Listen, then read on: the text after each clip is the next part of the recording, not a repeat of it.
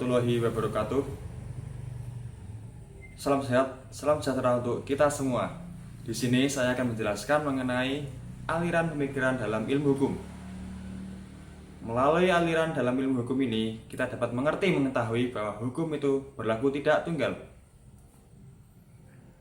Banyak sekali dominasi positivisme hukum pada saat ini, karena dominasi positivisme hukum sangat berpengaruh dalam kehidupan kita sehari-hari, dalam bersosial dan bernegara. Pada saat ini, saya akan menjelaskan, mengupas sedikit mengenai aliran pemikiran hukum Critical Legal Studies. Aliran kritikal ini dikenal mulai tahun 1970-an, di mana masyarakat Amerika merasa kurang pas terhadap hukum yang berlaku di negara tersebut. Mereka menganggap bahwa hukum di negara tersebut menindas kaum kalangan bawah. Sehingga lahirlah Conference on Critical Legal Studies di kota Madison. Pada tahun yang sama, di Jerman juga berkembang aliran kritikal tersebut. Masyarakat Jerman juga menganggap bahwa hukum positivisme di Jerman juga kurang pas dan menindas kaum kalangan bawah. Aliran Critical Legal Studies ini dibangun dari beragam pemikiran. Banyak tokoh di dalamnya, seperti Dugan Kennedy, Karl Greer, Mark Gellman, dan lain sebagainya. Dari banyaknya tokoh yang melatar belakangi hal tersebut, kita tahu bahwa pemikiran Critical Legal Studies ini didasari oleh beragam ideologis, dari ideologis liberal hingga ideologis radikal. Menurut Karl Marx, hukum menciptakan kelas-kelas, di mana bila hukum ini diterapkan akan menindas kelas-kelas yang bawah atau kaum-kaum yang lemah. Melalui pemikiran ini, kita mengetahui bahwa hukum bersifat objektif, bebas bias, dan lain sebagainya. Bila kita belajar lebih dalam melalui pemikiran ini, kita akan tahu bahwa hukum tidak bisa lepas dari hal itu semua. Karena mengapa? Hukum sebenarnya dilandasi oleh kepentingan pribadi, politik, ras, agama, gender, dan lain sebagainya. Maka, melalui pemikiran ini, kita tahu bahwa hukum tidak akan lepas dari hal tersebut.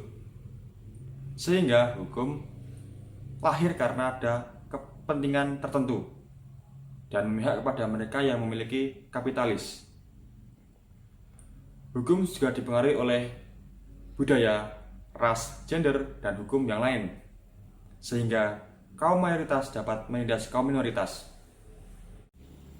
Maka melalui pemikiran ini, kita dapat mengetahui bahwa hukum tidak selamanya objektif, sehingga kita harus dan wajib mengkritik hukum-hukum yang dianggap kurang pas. Dalam pemikiran ini, kita dapat mengetahui bahwa hukum adalah rangkaian dari struktur yang dilatar belakangi atau didasari oleh agama, adat, budaya, ras, dan lain sebagainya. Sehingga hukum menjadi sesuatu yang given, take for granted. Melalui pemikiran ini, kita jadi mengetahui bahwa hukum itu bersifat dominan eksploitatif. Karena mengapa?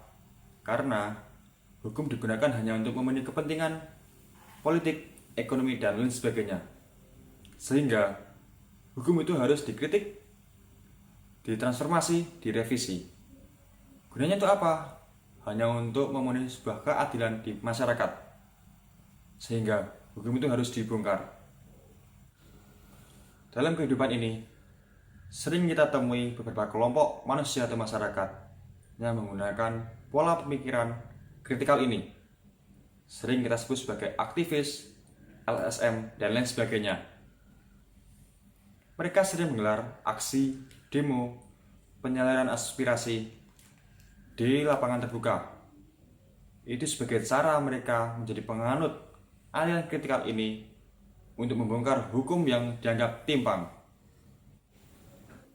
Oleh karenanya, hukum itu harus dilawan. Jadi kita tahu bahwa hukum adalah produk pemerintah yang bersifat diskriminatif dan eksploitatif. Kita ambil contoh peraturan pemerintah dalam hal lingkungan. Mereka aktivis dalam hal lingkungan juga akan menentang hal tersebut. Karena mengapa?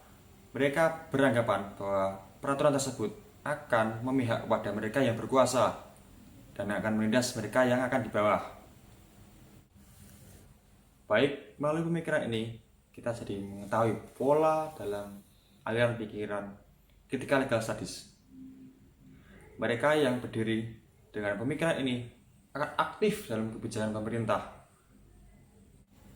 Jadi, menurut orang awam yang menilai bahwa hukum itu bersifat objektif, setelah melalui pemikiran ini, hukum menjadi bersifat non-objektif.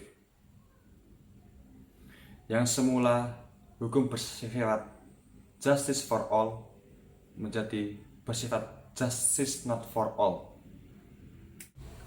Satu buku menarik yang ditulis oleh Profesor Acutamento yang dibimbing oleh paradigma kritikal, beliau menulis bahwa hukum bersifat justice not for all. Mengapa demikian? Karena beliau menggunakan pemikiran kritikal legal studies ini, sehingga beliau mengkritisi terhadap hukum-hukum yang berlaku pada saat ini. Jika Anda tidak senada dengan pola pikiran ini, maka kita harus memahami bahwa di dalam ilmu hukum banyak sekali ragam pola pikir, sehingga kita tidak dapat memaksakan bahwa hukum itu harus bersifat netral. Para penganut pemikiran ini harus sering suudzon terhadap hukum. Untuk mengapa? Untuk berjuang agar masyarakat mendapatkan sebuah keadilan yang dirasa pas dan tidak timpang tindih. Nah, ulasan yang singkat ini semoga bermanfaat bagi kita semua. Sebenarnya, penjelasan ini sangatlah singkat sekali bila dibandingkan dengan materi ketika legal studies. Mungkin demikian yang dapat saya sampaikan, kurang lebihnya saya mohon maaf. Billahi taufiq wal hidayah.